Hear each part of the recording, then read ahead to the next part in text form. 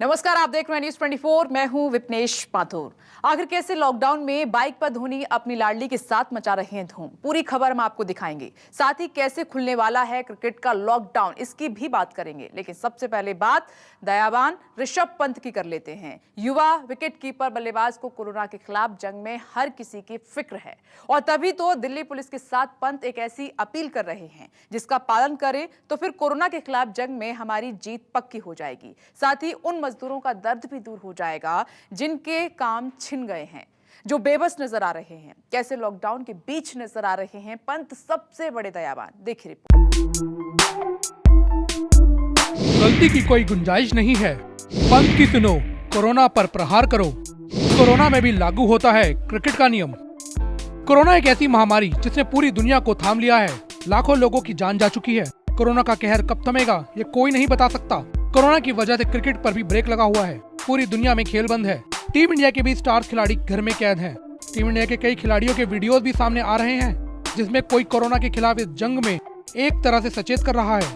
ऐसी ही पहल ऋषभ पंत ने की है। टीम इंडिया के युवा बल्लेबाज ने दिल्ली पुलिस के साथ मिलकर एक वीडियो बनाया है और लोगों से अपील की है कि वे दिल्ली पुलिस का सहयोग करें। दिल्ली पुलिस के आधिकारिक ट्विटर हैंडल से यह वीडियो शेयर किया गया है। एक छोटा सा मिस्टेक हुआ, कैच या स्टंपिंग छूटा तो मैच का डायरेक्शन ही बदल जाता है। ठीक इसी तरह हमारी एक छोटी सी गलती कोरोना और देश की लड़ाई में हार और जीत का फर्क बन सकती है। आइए हम सभी मिलकर दिल्ली पुलिस का साथ दें और भारत सरकार दिए गए निर्देशों का पालन करें। घर रहिए और सिर्फ जरूरी काम से बाहर निकलिए और सोशल डिस्टेंसिंग का ध्यान दें। We can win this fight only if we are in this together. जय हिंद। पंत का साफ कहना है कि एक छोटी सी गलती हुई, कैच या स्टंपिंग छूटा तो मैच की डायरेक्शन बदल जाती है। ठीक इसी तरह हमारी एक छोटी सी गलती कोरोना और देश की इस लड़ाई में हार और जीत का फर्क बन सकती है। साथ ही पंत का आगे ये भी कहना है कि घर पर रहिए, सिर्फ जरूरी सामान के लिए ही बाहर निकलिए और सोशल डिस्टेंसिंग का पालन कीजिए। हमें एक साथ मिलकर इस लड़ाई को जीतना है। दरअसल ऋषभ पंत जैसे युवा खिलाड़ियों को हर किसी की फिक्र है। अगर देखें तो लॉकडाउन में सबसे ज्यादा देश का गरीब तबका प्रभावित हुआ है, जो रोज कमाते थे और खाते थे, लेकिन आज हर चीज बंद है। देश के करोड़ों लोगों के सामने खाने और जीने की चुनौती है। ऐसे में हम अगर सही से कोरोना की लड़ाई लड़ें तो फिर देश में हालात जल्दी सुधर सकते हैं, जिसका सबसे ज्यादा फायदा आम लोगों को होगा। लोगों को फिर से रोजी रोटी मिलेगी, लोगों को रोजगार मिलेगा और हिंदुस्तान एक बार फिर से वैसे ही गुलजार हो सकता है जैसे कि पहले हुआ करता था। वैसे ये कोई पहला मौका नहीं है जब पुलिस ने क्रिकेटरों का सहारा लिया हो। इससे पहले लॉकडाउन के शुरुआती दौर में धोनी की इस तस्वीर को लेकर पुलिस ने एक संदेश दिया था। दरअसल पुलिस ने धोनी की वर्ल्ड कप सेमीफाइनल में महज कुछ इंच से रन आउट होती हुई फोटो पोस्ट की, जिसमें धोनी क्रीज में नहीं पहुंच पाए थे। ठीक उसी तरह एक तस्वीर से संदेश दिया गया है कि लक्ष्मण रेखा के अंदर रहिए, घर में सुरक्षित रहिए। जाहिर सी बात है कि कोरोना हम सबके लिए एक बड़ी चुनौती बन गई है। अगर हम थोड़ा सावधान रहें और नियमों का पालन करें तो फिर से एक बार हमारे पुराने दिन लौट सकते हैं। और अब बात कर लेते हैं कोरोना के बीच उन लोगों की जिनकी काली नजर क्रिकेट पर लगी हुई है। ऐसे लोग क्रिकेट से कमाई करने के लिए एक बार फिर से फिक्सिंग का जाल बिछा सकते हैं और खिलाड़ियों से लेकर टीम स्टाफ तक फंसाने को कोशिश कर सकते हैं। लेकिन क्रिकेट के सबसे बड़े बॉस यानी कि बीसीसीआई ने अपनी नजरें बेईमानों पर रखी हुई हैं ताकि खेल बदनाम ना हो पाए। क्रिकेट पर है बेईमानों की नजर, घात लगाकर बेचा है लोभी भेड़िया। कोरोना के बाद क्रिकेट को बदनाम करने की साजिश।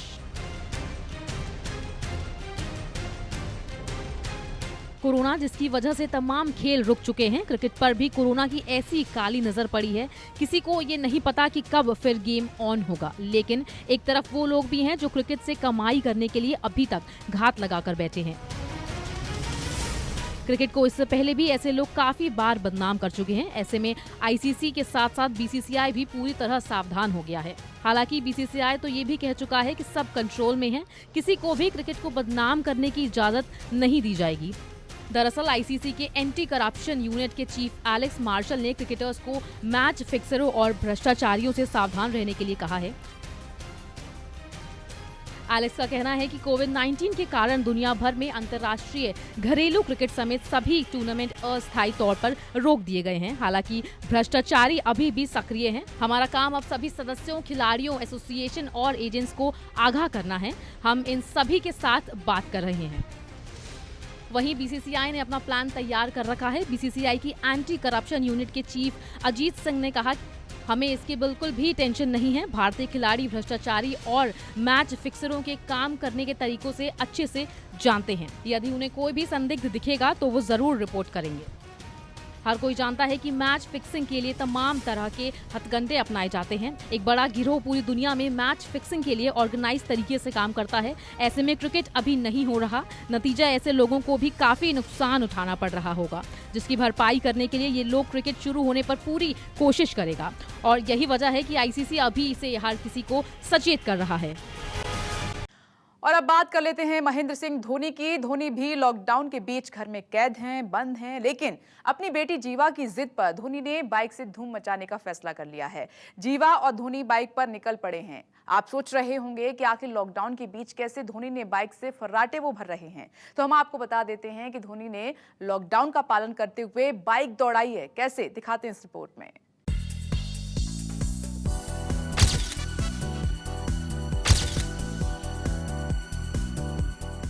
बाइक भी दौड़ाई, लॉकडाउन भी नहीं टूटा। धोनी ने निकाला बीच का रास्ता। जीवा के लिए धोनी कुछ भी करेंगे। महेंद्र सिंह धोनी और उनकी बेटी जीवा अक्सर वीडियोस में साथ नजर आते हैं, लेकिन ये पहला मौका है जब धोनी बाइक पर फर्राटे भर रहे हैं और पीछे बैठी नजर आ रही है उनकी लाडली। देखिए ये तस्वीर, कैसे लॉकडाउन के बीच धोनी बाइक से धूम मचाते नजर आ रहे हैं। धोनी का रांची में एक बड़ा फार्म हाउस है, जहां इन दिनों धोनी अपने परिवार के साथ समय बिता रहे हैं और फार्म हाउस के लॉन में धोनी ने बाइक से जीवा की जिद पूरी कर दी। दरअसल धोनी की बेटी जीवा अपने पिता के साथ बाइक राइड करना चाहती थी। हम आपको बता दें कि धोनी बाइक के काफी शौकीन हैं। रांची की सड़कों पर धोनी अक्सर इस अंदाज में नजर आए हैं। सिर्फ रांची की सड़कें ही क्यों, धोनी तो मैदान तक में बाइक चलाने से पीछे नहीं रहे। साल 2008 में इंग्लैंड के खिलाफ वनडे सीरीज में 5-0 की जीत हासिल करने के बाद युवराज के साथ धोनी इस अंदाज में नजर आए थे। धोनी ने युवराज को पीछे बिठाकर मैदान के चक्कर लगाए थे। हम आपको बता दें कि धोनी महंगी कारों और महंगी बाइक्स का काफी शौक रखते हैं। धोनी के पास एक से बढ़कर एक दर्जनों बाइक्स हैं। धोनी के पास सबसे महंगी बाइक की कीमत करीब 60 लाख रुपए है। वैसे अभी भी धोनी की पहली पसंद यामाहा RX 100 है, जो धोनी की पहली बाइक थी। समय के साथ धोनी के गैराज में बाइक्स की संख्या तो बढ़ती गई, लेकिन यामाहा RX 100 की जगह कोई नहीं ले पाया। आज भी जब धोनी को समय मिलता है तो फिर धोनी यामाहा RX 100 के पार्ट और पुर्जे खोलकर बैठ जाते हैं। धोनी अभी भी अपनी पुरानी बाइक का मोह नहीं त्याग पा रहे, इसलिए धोनी अपने हिसाब से इस बाइक को ठीक करने की कोशिश करते हैं। खैर, अब तो धोनी की बेटी भी बाइक पर नजर आने लगी। उम्मीद है कि जब देश में लॉकडाउन खुलेगा तो फिर धोनी अपने फार्म हाउस के बजाय बेटी को लॉन्ग ड्राइव पर ले जाएंगे और इस नन्ही परी की हर तमन्ना पूरी करेंगे। और अब बात कर लेते हैं क्रिकेट की बहाली की। कोरोना के बीच लगातार ये कोशिश जारी है कि जब हम कोरोना के खिलाफ जंग जीत जाएंगे तो फिर क्रिकेट मैदान पर कैसे लौटेगा। तभी तो आईसीसी ने बैठक बुलाने का फैसला कर लिया है और जहां से क्रिकेट के दरवाजे फिर से खोलने की कोशिश की जाएगी और इसके लिए प्लान तैयार किया जाएगा। आईसीसी लगाने जा रहा है हिसाब। फिर से शुरू होगा क्रिकेट बेहिसाब। कोरोना की वजह से दुनिया भर में लॉकडाउन होने के बाद से क्रिकेट पूरी तरह से बंद है, जिसके चलते कई सीरीज और कई टूर्नामेंट रद्द हो चुके हैं। लेकिन आईसीसी जल्द ही दुनिया में क्रिकेट शुरू करने जा रहा है।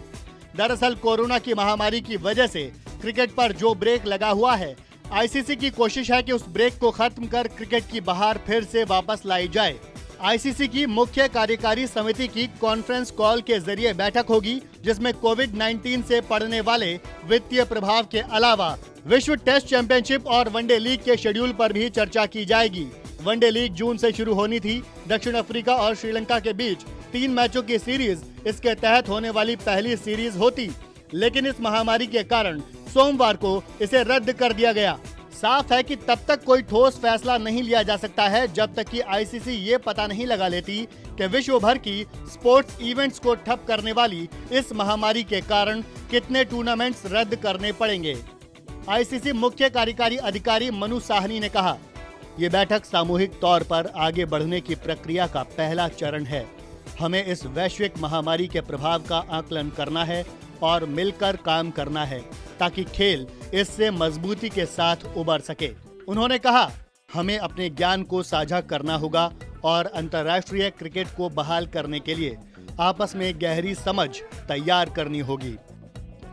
दरअसल आईसीसी इस बैठक के बाद आगे का कार्यक्रम तय करेगी और साथ ही ये तय करेगी कि किस तरह क्रिकेट की शुरुआत दोबारा हो पाए।